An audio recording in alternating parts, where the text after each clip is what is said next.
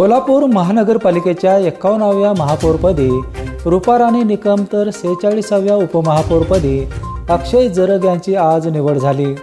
कोल्हापूर महानगरपालिकेच्या सभागृहात आज खाजगी बसमधून सकाळी महायुतीच्या नगरसेवकांचे आगमन झाले।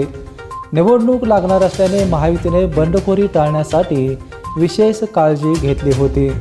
महापौरपदासाठी भाजपच्या रूपाराणी निकम आणि काँग्रेसचे सचिन शेंडे यांच्यात निवडणूक झाली। निकम यांना 46 तर शेंडे यांना 35 मते पडली। याचप्रमाणे उपमहापौर पदासाठी अक्षय जरग आणि दुर्वास कदम यांना मतदान झाले।